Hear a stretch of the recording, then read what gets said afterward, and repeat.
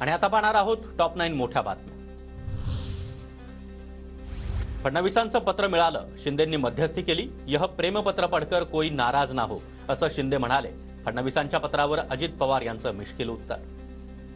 पत्राचा सारखा उल्लेख करायचं कारण नाही आणि त्यांनी मला दिलं, मग एकनाथराव शिंदेंनी मध्यस्थी केली आणि त्यांनी सांगितलं हे जे पत्र मिळालेलं आहे त्याच्यामध्ये कुणी नाराज होऊ नका, ये मेरा प्रेम पत्र पढ़कर कोई नाराज नाही। प्रवीण दरेकरांचं उपमुख्यमंत्री फडणवीसांकडून कौतुक, यावर विरोधकांची दरेकरांना मंत्री करण्याची मागणी, तर आमच्याकडे कोण मुख्यमंत्री होईल सांगता येत नाही, फडणवीसांचं वक्तव्य। आमच्या पक्षामध्ये मंत्र्यापेक्षा महामंत्री मोठा असतो आणि एक लक्षात ठेवा, आमच्याकडे कोण मुख्यमंत्री होईल त्यामुळे सगळ्यांनी आशा ठेवायची,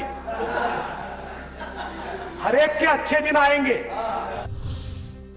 सुषमा अंधारेंनी दिलगिरीचं लेखी पत्र 8 दिवसात द्यावं, अन्यथा प्रवीण दरेकरांना हक्कभंगासाठी परवानगी दिली जाईल, उपसभापती नीलम गोरे यांचं विधान परिषदेत वक्तव्य।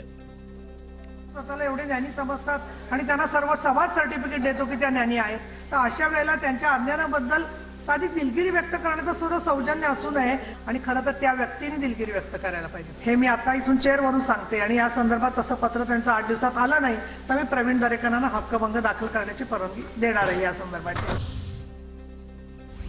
मुंबईतून हिऱ्याचा एकही उद्योग बाहेर गेला नाही, देशातला सर्वात आधुनिक ज्वेलरी पार्क मुंबईत उभारणार, जीएसटी तरीही सवलत देणार, उपमुख्यमंत्री फडणवीसांची सभागृहात माहिती। आपल्याकडनं एकही उद्योग शिफ्ट झालेला नाही, एकही नाही। आता भारतामध्ये $38 बिलियन इतकी जेम्स अँड ज्वेलरीची निर्यात ही आपण एकट्या मुंबईतनं करतो, जी एकूण निर्यातीच्या 75% आहे। राज्यभरामध्ये आज भाजपचं आंदोलन, उपराष्ट्रपतींचा अवमान केल्याच्या निषेधार्थ तीव्र आंदोलन करणार, चंद्रशेखर बावनकुळे यांची माहिती। 3 नव्या फौजदारी विधेयकांना लोकसभेची मंजुरी, मॉब लिंचिंगला फाशीची शिक्षा, देशाच्या विरोधात बोलल्यास शिक्षेची तरतूद।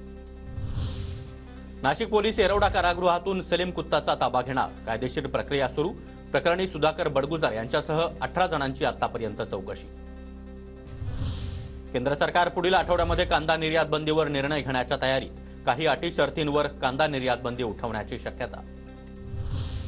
अयोध्येमध्ये होणाऱ्या राम मंदिर प्राणप्रतिष्ठा सोहळ्याचं सोनिया गांधी, मनमोहन सिंह यांना देखील निमंत्रण, रामलल्लाच्या अभिषेक सोहळ्याला उपस्थित राहण्याचं निमंत्रण।